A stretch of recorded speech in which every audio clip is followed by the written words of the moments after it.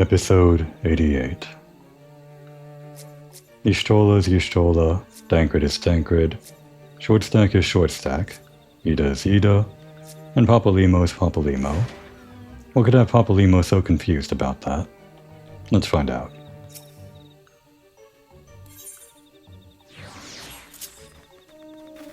So, it's actually you. I am relieved. For a moment I thought we were dealing with another one of those confounded sylph-tricksters. I swear, with them wreaking havoc with their skin-changing magics, it's a wonder I was able to finish taking my measurements. Yes, it was quite the ordeal. You should have seen the look on Y'shtola's face when the one impersonating you suddenly showed up. That's quite enough, Papalimo. Ahem, my apologies. It's not like me to ramble so. Is this another cut quest for the sake of smoothing out the experience? I seem to vaguely recall something like sylphs disguising themselves as the scions in some quest or other, but maybe that's just my memories making up things again. It wouldn't be the first time. At any rate, as I was saying, I have finished measuring etheric activity in the area, and I am pleased to say I have reached an indisputable conclusion, to wit, that Ramuh was called forth in the vicinity of the Sylph's Aetheryte. Come, Kamoy, the Lord of Levin awaits. The Aetheryte's over this way. I actually thought it was over, I don't know, one of these places. Didn't actually know. I guess this is technically the most circuitous path that you would have to take on foot. Like if you traveled north this way or west this way, it would be a shorter path than going spiraling inward this way. And the Aetherites tend to be in the deepest, quote-unquote, part of their territory.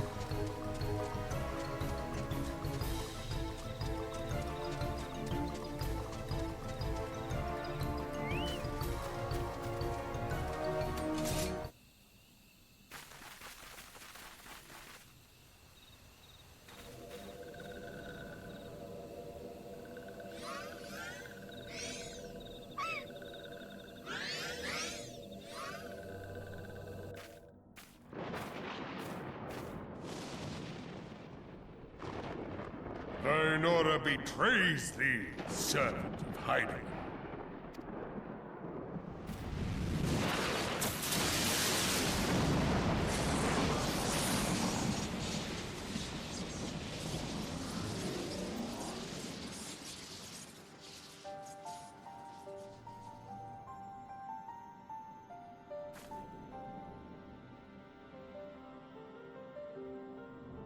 Thou art the bringer of light, bane of Ifrit, Titan, Garuda, and Leviathan. I am Ramuh, guardian of the children of the forest. Thou tramplest upon sacred soil, bringer of light. By what right doth man intrude in this sanctuary of the sylphs? The Gridanians proffer peace? Their words are born of delusion, thine offer an insult. Thou speakest of harmony, yet carest not for my children's desires. They did but wish to dwell beneath these boughs in solitude. Yet even that was too much to ask of man. Thus did they turn to me for succor. The sentence I pronounce upon thy kind is just. Redanian or Garlean, it matters not. The good intent of one excuseth not the misdeeds of the other. Thy conflicts have brought naught but anguish and misery unto the forest. All blame doth lie with the darkness that resideth in the breast of man. Whence sprung this calamitous seed? In the beginning no such duality existed. Were light and dark given form when man was born? Wow, that's interesting. I didn't know Ramuh got into that. Well, maybe we will, much later on. We'll see. It would explain much. Not least why strife and sorrow follow ever in thy wake. Thou canst not deny the urgings of thine own nature. Knowing that thy mere presence here portendeth tragedy, wilt thou persist in this pretense of peacemaking?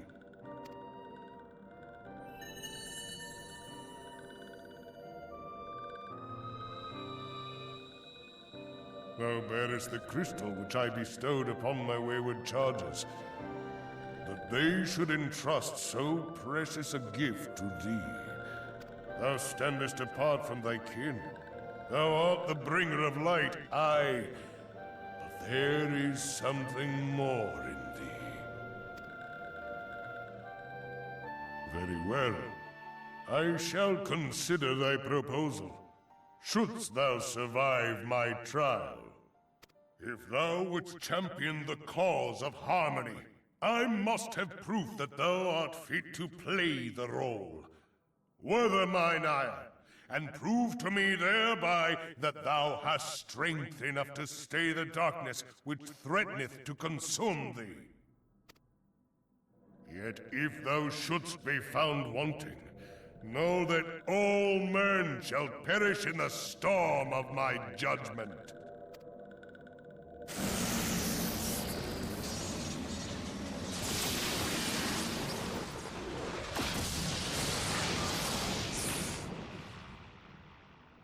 Come to me, bringer of light. I shall await thee on the field of battle.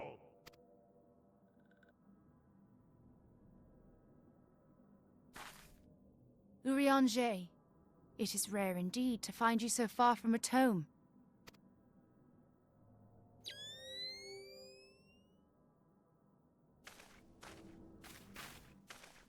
The Lord of Levin himself. Never till this day had I looked upon his visage, save in painted renderings made faint by time. Ever shall this scene remain etched in my mind's eye. Beg pardon, my lady.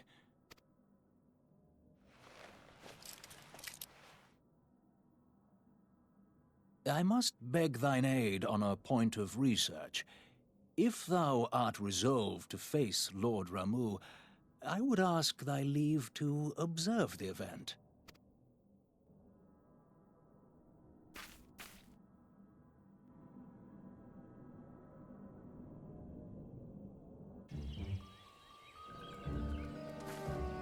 And of course, even though we were here for peaceful negotiation, part of the negotiation is trial by combat. Can't have a patch without an actual fight or a trial, can we?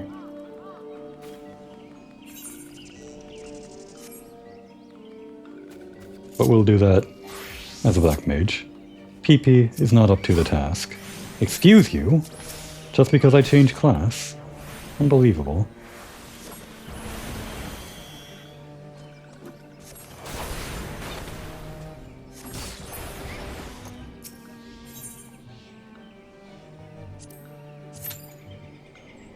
Wait time is less than 5 minutes, apparently. Maybe because there are some other people queuing up for it. Actually, there were some people floating around as I was talking to the NPCs for this quest. They disappeared just now. Did they actually just get into it without me? Maybe I should have queued up a little bit quicker, and I could have joined them. Oh well. Well, we'll see how long we have to wait. Hopefully, it'll be instant like those guys had. We'll see.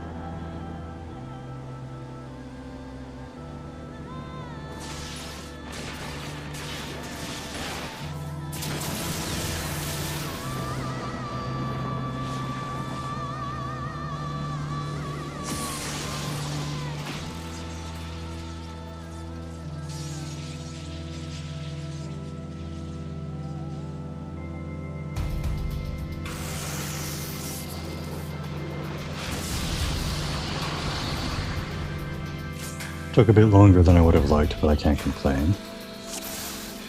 There's a somewhat important mechanic for tanks in this fight, as Ubi Supreme is calling out maybe. But it's not so important that you need to necessarily remember it, at least not at this point. More important when the battle originally released, I guess, when you had to worry more about defense. That mechanic, of course, has to do with picking up certain orbs, so that you become grounded as a tank and take less damage. It's something the main tank should do, like right now. Otherwise it just means a little bit more work that the healers have to do.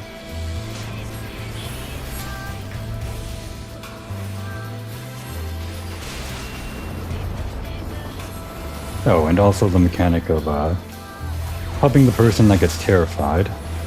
I should be able to do that myself, I guess, if I remember. I forgot this time, though. Just means we lose a little bit of DPS, I guess. Damn, I was too slow and too far away. Well, he got out of it anyway.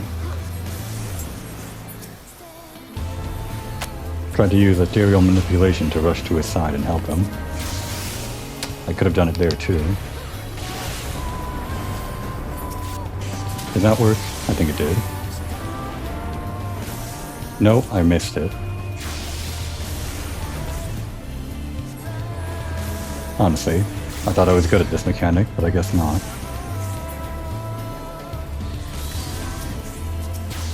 Whenever a person gets terrified, they only get freed by a shock which appears over most of the players, but not all of them.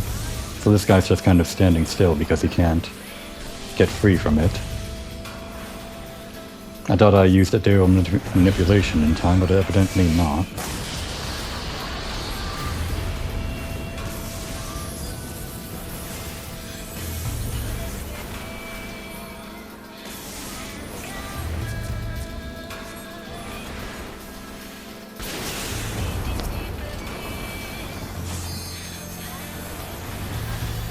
Now at this point, I need to pick up 3 orbs to get grounded, because of that tether on me, and also get near to someone, because now I'm in terror. No! Hit me with it! Well, I guess I'm sitting here. Maybe this'll hit me? At least I'm free. The grounded helped me survive that, I guess.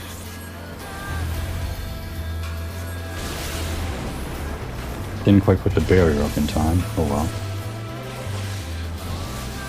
I'm not playing very well. At least I'm not dead though.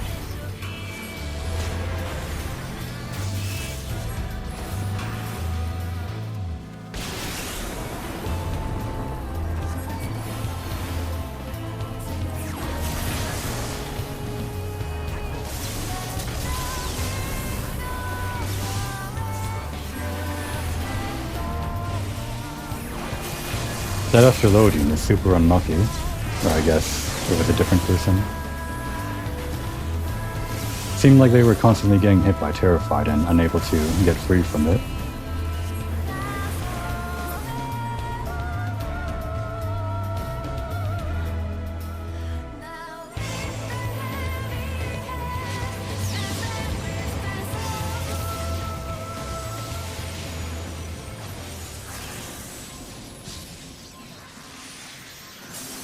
But like most Realm Reborn fights at this point in the game, or at this point in the game's lifetime, you don't really have to worry too much if you do things wrong.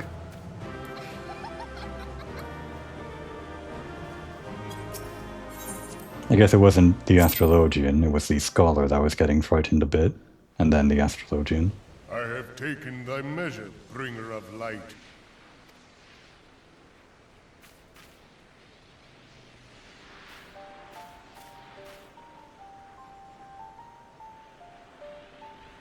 And I judge thee a worthy champion.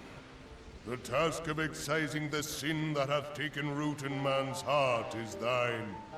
Shrink not from employing thy strength in service to the forest and the wider realm beyond. Like hungering shadows do the enemies of harmony gather, and meekness will but feed them. If man is to be delivered from the dark, it shall be by thy guiding light alone. Stray not from the path, for if thou dost, thy people shall be truly lost.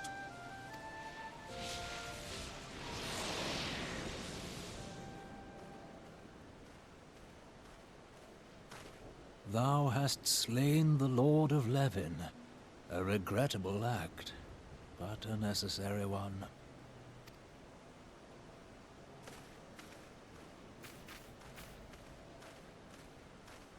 In witnessing thy struggle, a truth hath been revealed unto me.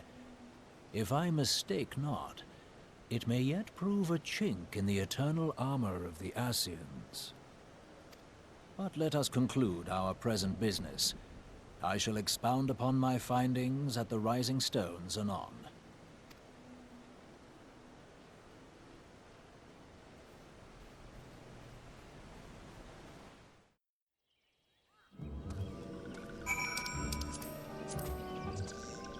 Took around 10 minutes to actually get into that fight. I think if I did actually queue up just a little bit faster, or maybe even a few seconds faster, would have joined these guys that were sitting around the Aetherite. Unless they were here for the extreme version or something. I don't know. Though they probably wouldn't have to walk all the way here for that.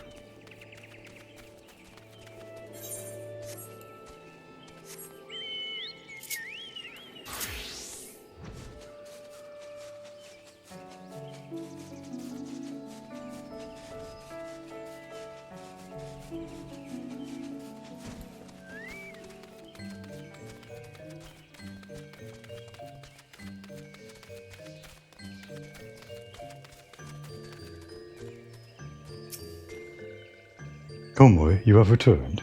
Dare I ask how Ramuh received your visit? He challenged you to a test of arms. It is well then, that you have some experience in such matters. The peoples of both Gridania and Little Solus will be relieved to hear that the Lord of Levin has accepted you as the forest champion of peace. You have performed a monumental duty this day, Komoy. The Elder Seedseer must be informed of your deeds at once. The Elder Seedseer will wish to hear of your friends' experiences firsthand. Pray return to Gridania and make directly for the Lotus Stand. The Conjurer at Nofika's altar will be expecting you. Fare you well, Komoy.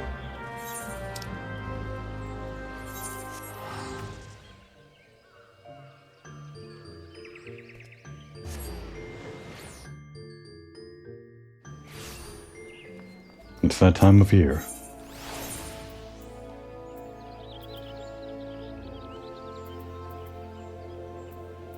Conjurers, right. Guess we'll be getting an event sometime soon. Welcome back, Honored Scion. We who knew of your mission have been most anxious to see you return. The Elder Seedseer awaits you within.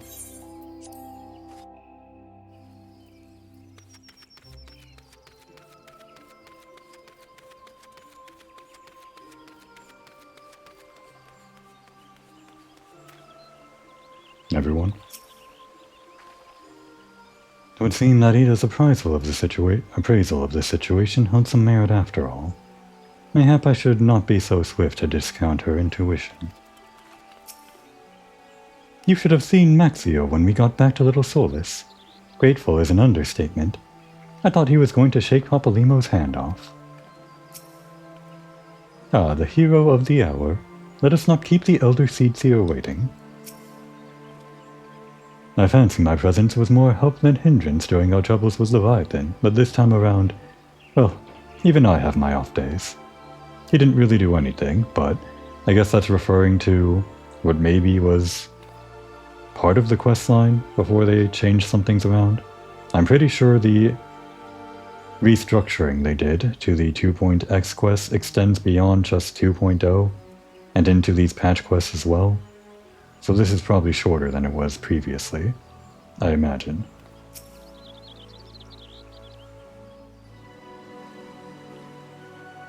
You are returned to us, dear friend, and none the worse for bearing the heavy burden which I did press upon you. Most glad am I of this. I am informed that your efforts to negotiate a peace with Lord Ramuh ended in conflict. Pray tell me, what befell?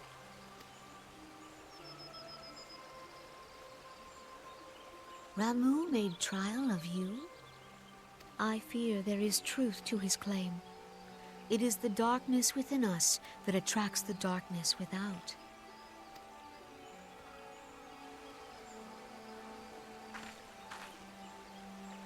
It cannot be denied that misfortune follows man. For evidence, one need only look to the conflict brewing in Cartano, or to the rising flood of refugees. Our shared struggle against the Empire should have served to seal our union. Yet the ties which bind the Alliance strain under the weight of gross self-interest. As the scars of the calamity begin to fade, so too does our sense of common purpose. Yet now is scarce the time to forget our shared responsibility. If this new-sprung realm is to survive beyond its infancy, it must needs be nurtured by all. Eorzea must be as one. Yet I fear that dream is still far off.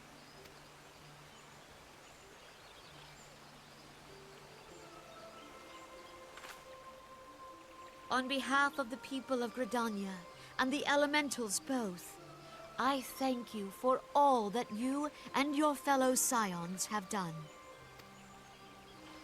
Full oft have I been compelled to look to you for aid of late, and offered all too little in return. As leader of this nation, I shall endeavor to prove a more worthy ally to your cause henceforth.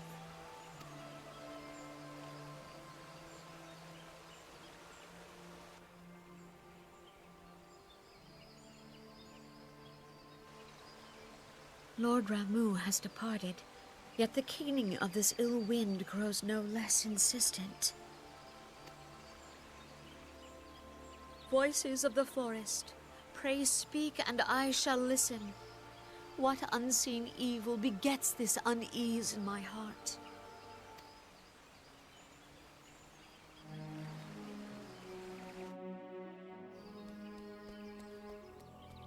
Yes, Connie Senna is referring to all of the primals we've been dispatching in the area.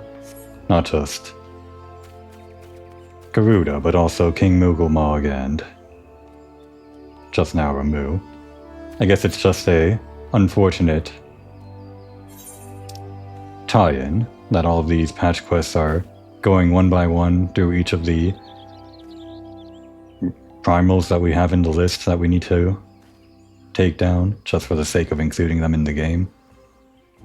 And they just so happen to be clustered kind of closely together, putting strain on Connie as the person asking for help all of the time.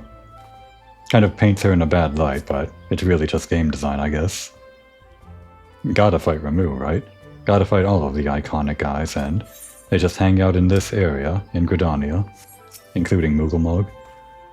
Not her fault. It would seem that Ida's a oh, same Dao? Okay.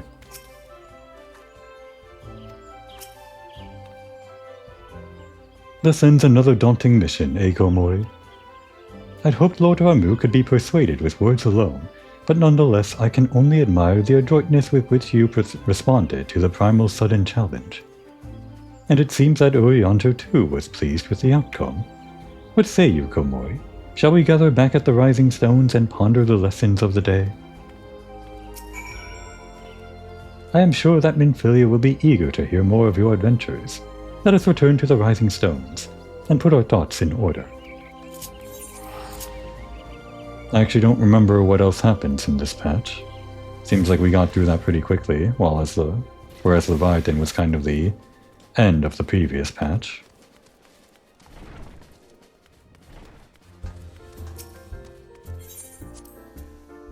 Unless this is also the end of the patch, I'm pretty sure it isn't.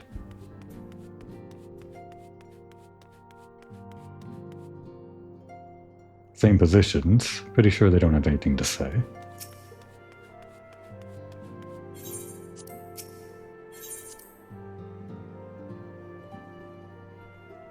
It's raining right now. Pretty sure that doesn't get picked up on the mic even when I'm talking. I like the noise though.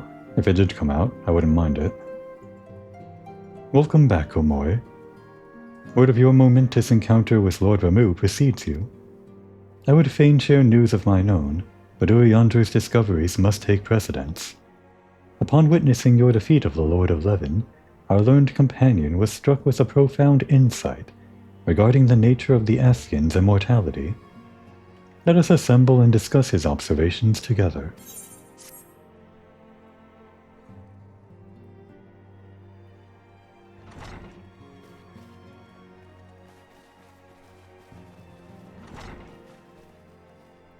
If everyone is ready, let us begin. Urianger, the floor is yours.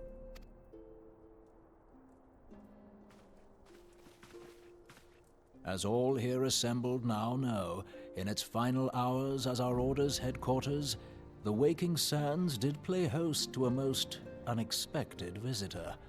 I speak of the Ascian clad in white, Elidibus.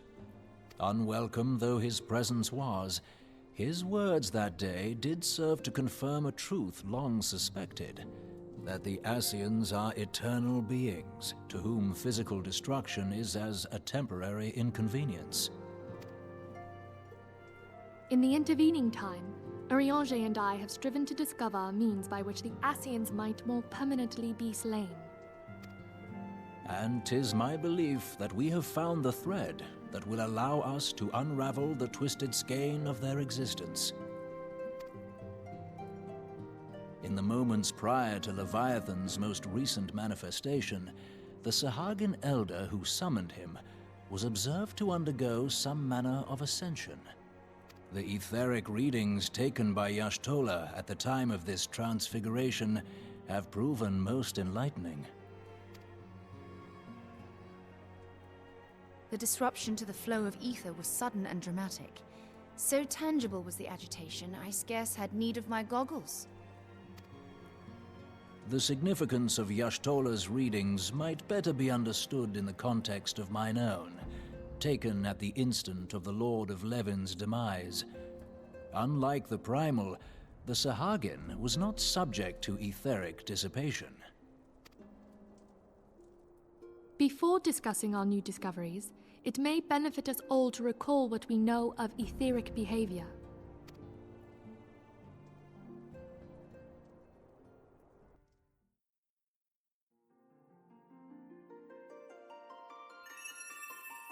Let us begin at what some might call the end.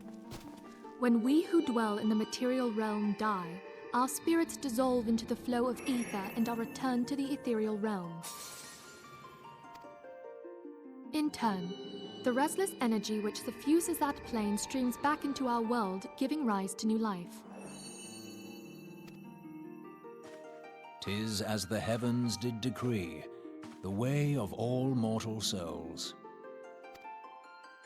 Twixt this world and the next do the ethereal currents swirl, bearing the very essence of life. Thus doth the cycle of birth, death, and rebirth continue unabated. Primals behave somewhat differently. In order to manifest and then maintain a physical presence in this realm, they must consume vast quantities of ether, most often in the form of crystals. Though they may seem to live, their flesh is but ether given shape.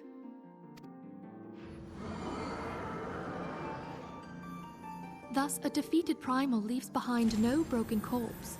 Rather, the essence of its form seeps back into the land whence it came, and the energy of its shattered spirit is called back to the ethereal realm. And there it waiteth, till next the prayers of the faithful do draw it forth from the sea of ether, to take their offering of crystals and make for itself a new body.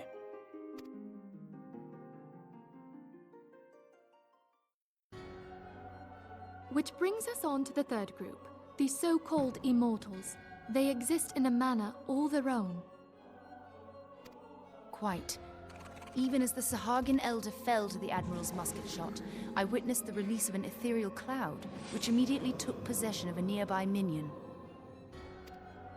A soul that dissipateth not upon the death of the flesh. The secret of life everlasting, and in the claws of a Sahagin no less. But I wonder, what would happen to one of these obstinate spirits should there be no suitable host for it to claim? If mortal death entails a return to the ethereal realm, it seems doubtful that the soul of an immortal would venture there. Nay, it merely withdraweth the distance, unto the shore of the ethereal sea, perchance, but no further. Yes, it exists in neither this realm nor the next, abiding instead in the space that lies between them. The Ascians took control of Thancred by means of a crystal of darkness, an artifact which, if our theories are correct, serves as a gateway to the place I have just described. I was hoping people had forgotten about that. I am sorry, my friend. For a mercy, the weary road of our research hath brought us unto an answer. The Sahagin ascended to an immortal state, but he did not possess a crystal of darkness through which to flee this realm. Thus was he consumed by Leviathan. If we could entrap the spirits of defeated Ascians in like manner, and thereby deny them resurrection...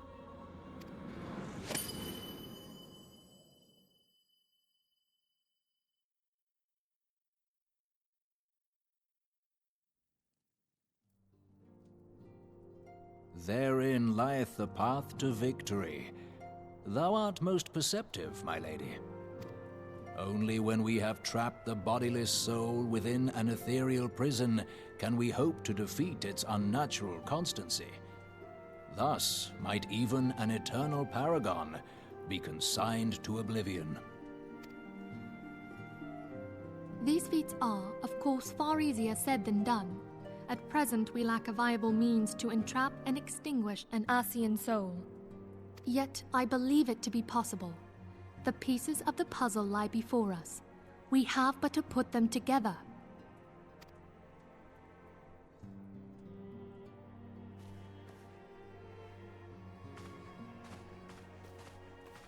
I will depart at once to convene with the sages of Sharlayan.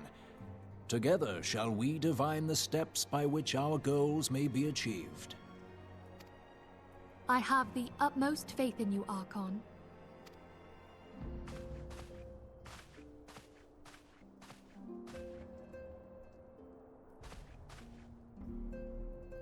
Beg pardon, antecedent, but I would raise one final matter.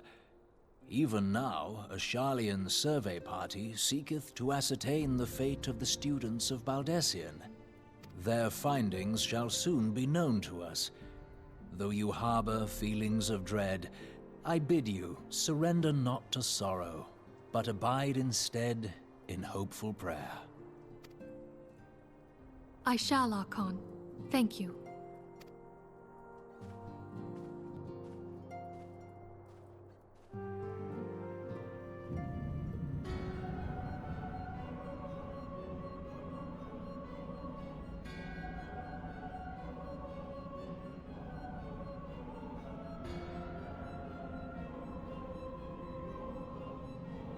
The Lord of Leven is returned to the Aether, as Leviathan before him. Ramuh's acquiescence was most intriguing.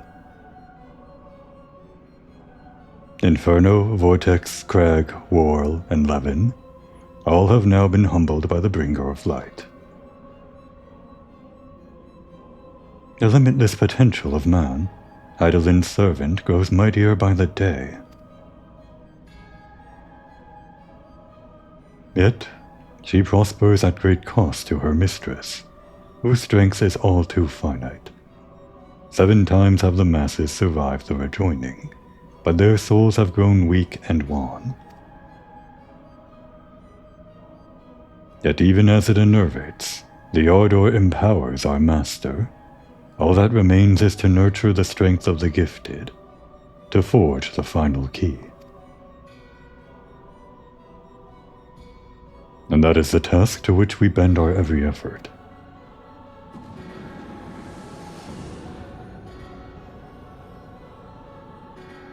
Divine seeds wherever want to quicken in Eorzea's fertile soil, we need only lead men to the field, and by their eager hand shall a new deity arise. That which was shattered shall be made anew, and the one true God shall come again.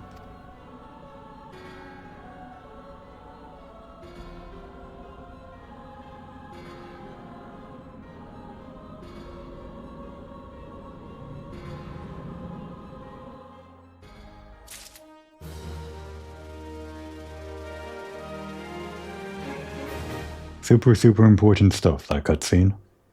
Not the Ascians babbling, that was all just vague nonsense. The scientific explanation given by Minfilia and Urianger and the rest, all of that stuff plays super heavily into pretty much everything from here on out, even up to the most recent stuff, and throughout pretty much every expansion. That kind of gives you a lot of what you need to know to understand the scientific, I guess, way the souls work, and the ether, the ethereal sea, and all of that. Not just how the primals that we've been dealing with work, but also how people and the Ascians work. Everything. It all comes back to that.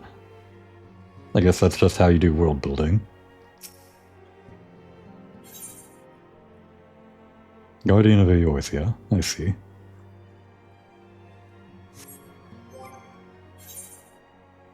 If only I could do another crafting this episode. That's not how it worked out, though. This is still the same recording session, so no chance to do more reputation, but just wanted to spend the last few minutes of this episode not getting into something else.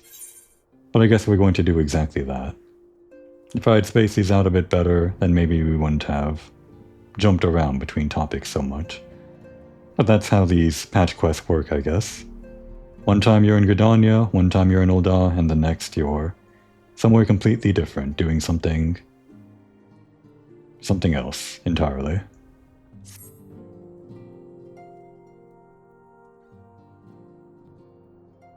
Now that the matter of Ramuh has, for the present, been put to rest, there is something I would show you, Komoi. It is a letter of thanks, signed by the leaders of the Eorzean Alliance, acknowledging the Scion's tireless service to the realm.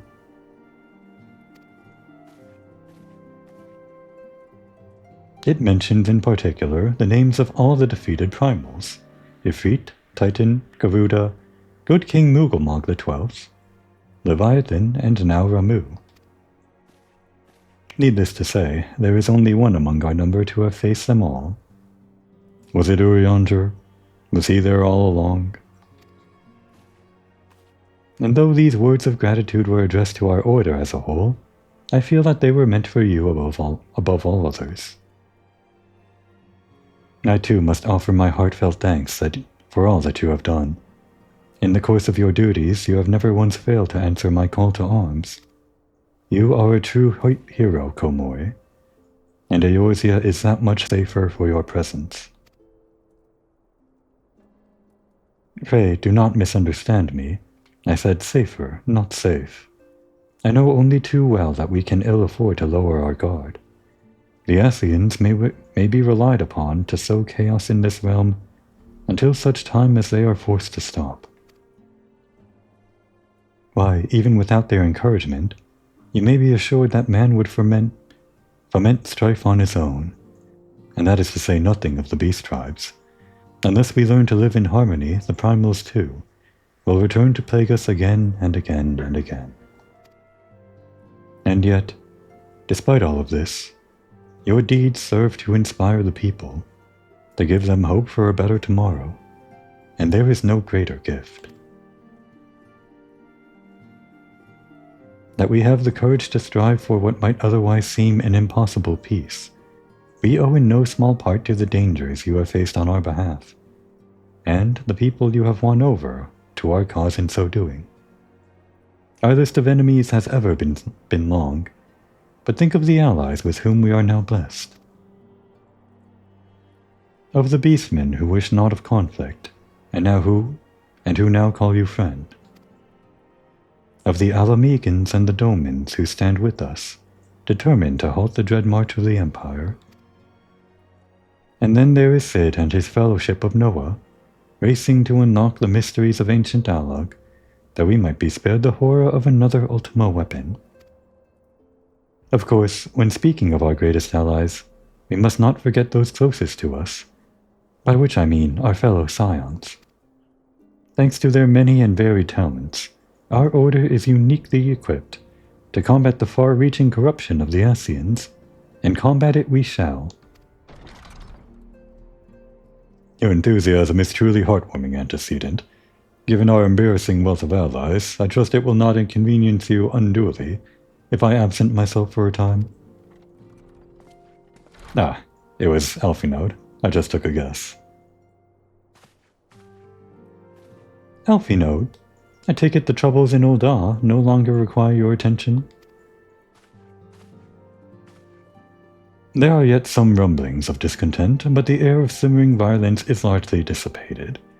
'Tis to report such that I stand before you now. That, and to speak with you concerning the new organization we discussed. Ah, I have a message for you from You recall the refugee girl? The one whose parents were missing? They were found unharmed. She wished me to pass on her thanks to you.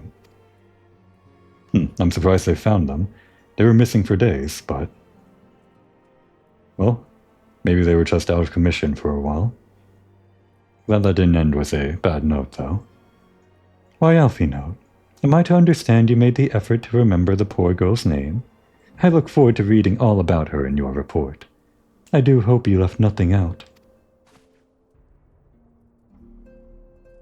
Afraid to show your heart of gold, Alphinaud? Komoy, you have been away from Revenant's toll for some time now, I believe. Might I suggest that you put the affairs of the realm to one side for the moment, and take this opportunity to reacquaint yourself with the town? Which reminds me, one of the Doman children recently inquired as to your whereabouts. Yozan was his name. I believe he has some small matter he wishes to share with you. Why not oblige him with a visit? Sounds like a plan. After any major event, we hang out around here in Mordona anyway. Whether it's talking to some people in the bar to hear the rumors of the latest dungeons or whatever. Or for this patch, again, joining Noah for, what's that? The Crystal Tower raids. We'll be doing that a little bit later, after these patch quests, of course.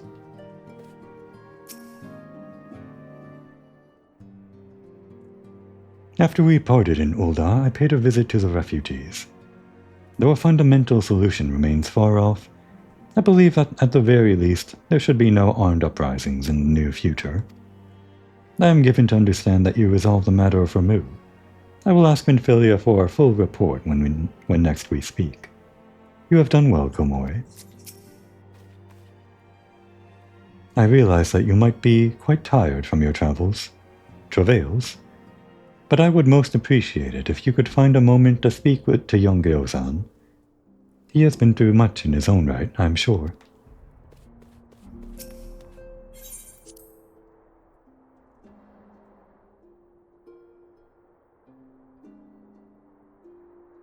We got movement.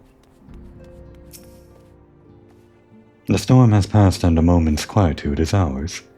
Tataru is using her newfound time to further her studies, and I would follow her example. If living in Eorzea has taught us anything at all, it's that such restful moments are fleeting. Dark clouds ever stir anew on the horizon. With the Doman younglings dashing around hither and yon, there's hardly a moment of peace to be had. That said, traveling with Ida, it's not as if I knew much peace to begin with.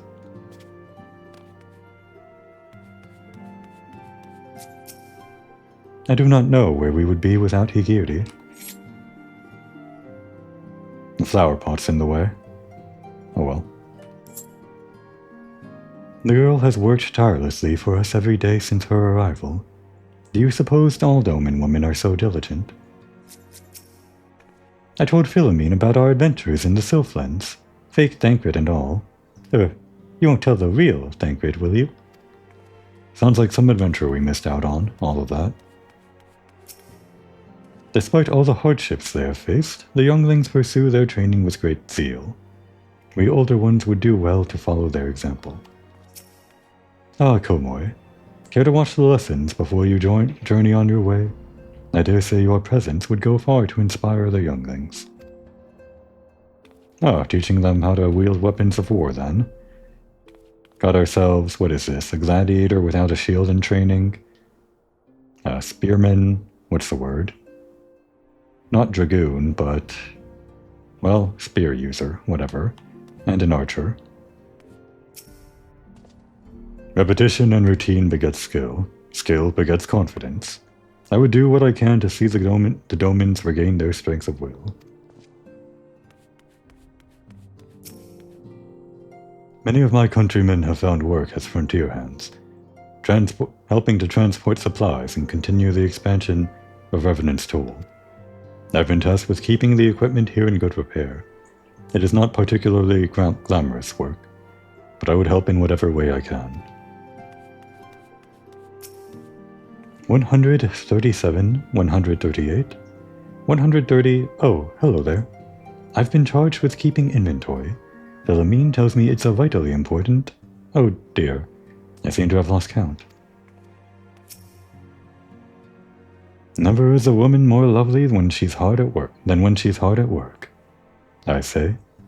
A wild rose, strong and beautiful, blooming tall in the face of the frozen winds. Please, Thancred. Philomene's just over there. Don't let her catch you.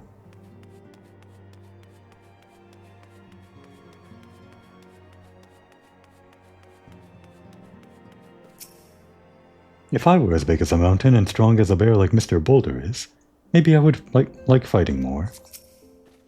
Are you taking a rest too? Promise you'll play with us again soon. That game of hide and seek in Vesper Bay was the most fun I've had in forever. Ozan's always been the strongest of us, but even he's no match for Koharu when she's mad.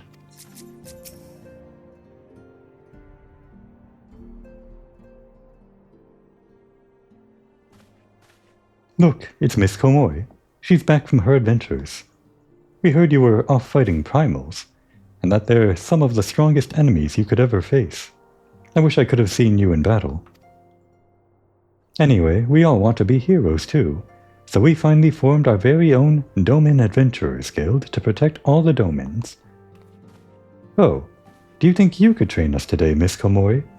Maybe you could show us how you fought the primals. What's all this commotion, then?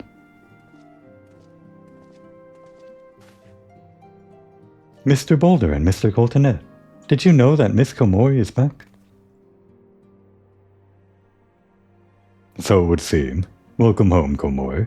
My companion and I are but recently became full members of the Scions, and I believe proper introductions have yet to be made. I was actually wondering this. I wasn't sure if we talked to these guys in the Waking Sands, but I believe they only started appearing around the quote-unquote waiting room when we entered the Rising Stones. There was of course a waiting room in the Rising Sands and the equivalent we're standing in right now, but these two, I think they were only here for this room. I am known as Hoary Boulder, and this bookish fellow is Coltonet. Though we remain largely unproven as adventurers, we have taken it upon ourselves to instruct the Domin younglings in the art of combat. I told you, Mr. Boulder, we are not younglings anymore, we are adventurers. And we were just asking Miss Komori if she could give us some special training. I think we're ready to hunt monsters alongside her, don't you? Well, you've certainly been diligent with your drills, but I'm afraid the fiends of Mordona are still ever so slightly too dangerous for you. Yeah, it's an endgame area, after all. I have a counter-proposal. What if I were to cross swords with Komoy? A demonstration of skill at arms, if you will. Hori, if I didn't know you better, and I do, I'd say you were merely seeking to test yourself against a legend. Well, mayhaps I am. But what matters the motive when the children stand to learn so much from the lesson? What say you, Komori? Would you consent to a spar with me? Komori will fight. Hurrah! We're to have a tournament. Come on, everyone. We must prepare our gear for an outing.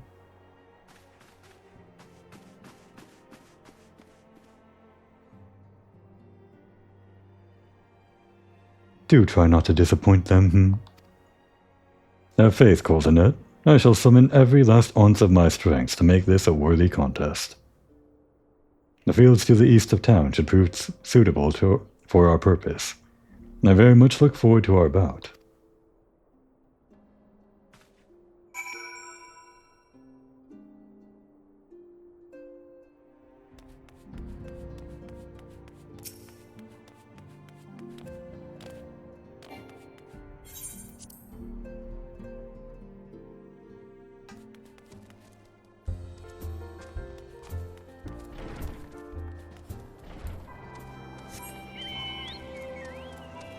I guess we're gonna fight in the middle of night. I'd prefer if it was daytime, but I'm not gonna sit around here waiting for that. I guess it's gonna be sunrise pretty soon, 2:30 a.m. It's fine though. Although, I guess we could do a side quest, and let the sun rise up while we do that. But no. I don't feel like it. We had a master of lessons back in Doma, and the way he taught us was very different from Mr. Boulder. I'm not sure which way is better, but I like them both. Is sparring dangerous? I don't think I want to see anyone else being hurt. Miss Komori is here. Let the battle begin. As we left the Rising Stones, Mr. Sankrid asked us where we were going. I told him we were off to watch you and Mr. Boulder fight, and he looked very surprised. I hope we haven't made him cross. Since becoming a scion, I have had much opportunity to hear news of your epic deeds. I must confess, then, that my excitement rivals that of the children's at the prospect of seeing you in action firsthand. It was good of you to agree to this, Komori. I trust you are ready to begin. We could fight as a summoner, or... Nah, summoner's fine. Peepee's enough to take on Hoary Boulder. Isn't that right, Peepee? You can crush this guy easily.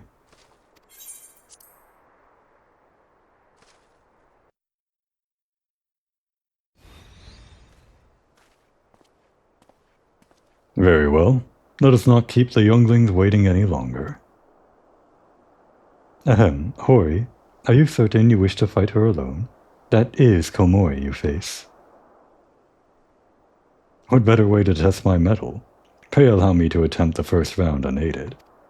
After all, 'twas this hero's legend that led me to join the Scions to begin with.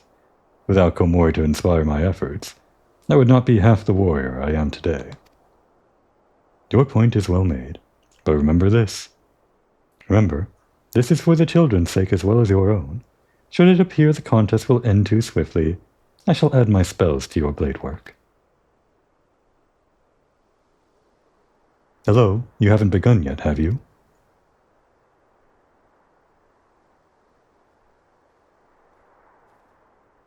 Ida, who are all of these people?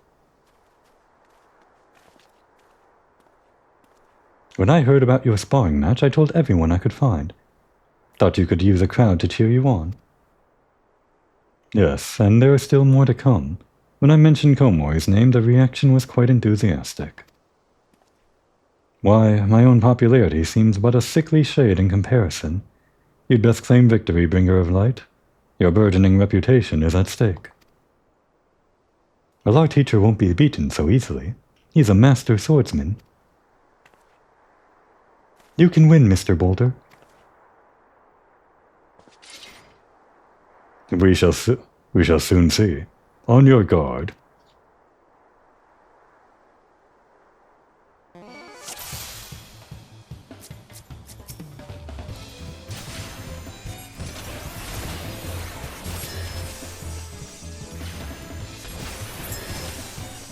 Down already, huh?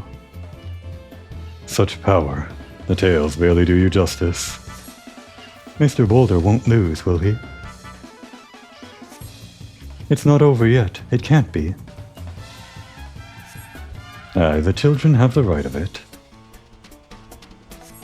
'Tis time I joined the fray. On your feet, Hori. The cultured, huh? I didn't know you were cultured.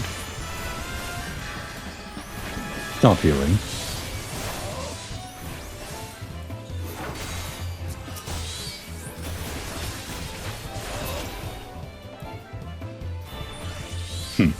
Maybe I could have let him stand on his feet a little bit longer. Miss Komori is so strong, but you can't give up, Mr. Boulder.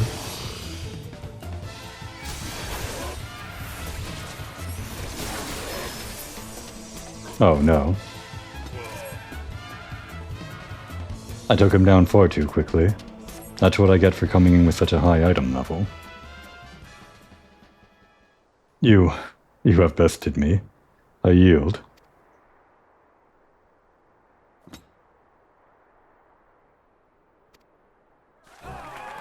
That was incredible.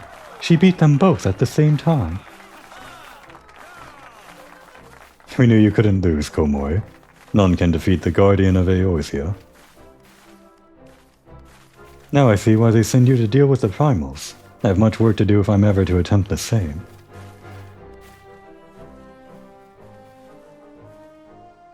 They came for a show and I made it too quick. Well, at least they seem pleased. Actually, on my main character, I remember that taking far longer. It was a little bit more exciting that way, but this is fine. Impressive as always, Komori. 'Tis ever a pleasure to witness the spectacle of your martial prowess. And judging by the smiles on these many faces, they too appreciate the hard-won strengths that keeps the perils of the realm at bay. Guardian of Eorzea, yes, that is a most fitting title. Do you recall when we first met? 'Twas at the memorial service for the Battle of Carteneau. No, we met on the carriage inn. Although I guess I wasn't really meeting, we didn't really talk to them then. At the time, I was yet attempting to understand this land of Eorzea. I thought to grasp the reason why Grandfather willingly sacrificed himself to protect it. I shall speak plainly. My initial impressions were less than favorable. Dire problems abounded, and yet the effort I saw expended towards their solution was haphazard and half-hearted.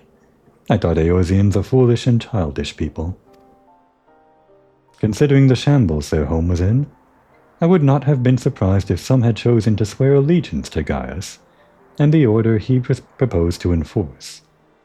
The Legatus' single-minded military invasion precluded any such switching of loyalties, of course. Were it not for a desire to continue Grandfather's legacy, I would have abandoned the realm to its fate long ago. The threats were too many, the nations too self-involved and unstable.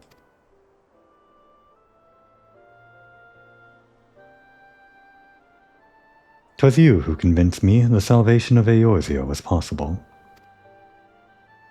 'Twas you who taught me, through countless acts of bravery, that what my grandsire sought to preserve was not the land, nor its history, nor any single nation. It was the people, these wonderful, oft infuriating, stubborn people, that suffer blow after terrible blow, only to drag themselves back to their feet to face another day. Though he never put such feelings into words, I believe Grandfather's admiration for this inextinguishable courage grew into a fervent wish, a wish to aid Eorzea and its inhabitants in charting a course for the future. a wish that has now become my own. I too will endeavor to take up the mantle of guardian of Eorzea, and champion these people who toil towards a better world. Our cause, however, is not a simple one. The troubles that plague us are of a scale that cannot be solved by the scions of the Seventh Dawn alone. No, what is needed to tackle the root of the primal threat, and effectively counter the schemes of the Ascians, is a new, expanded organization that operates beyond the limitations of nations and borders. If you would aid me in building such an organization, then pray let us continue this discussion back within the walls of the Rising Stones.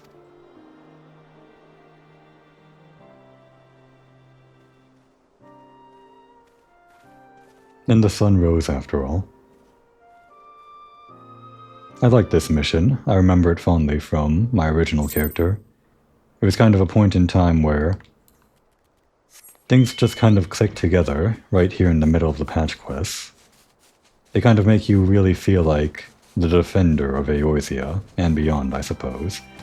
Not just yourself, but also recognizing the people around you, or people.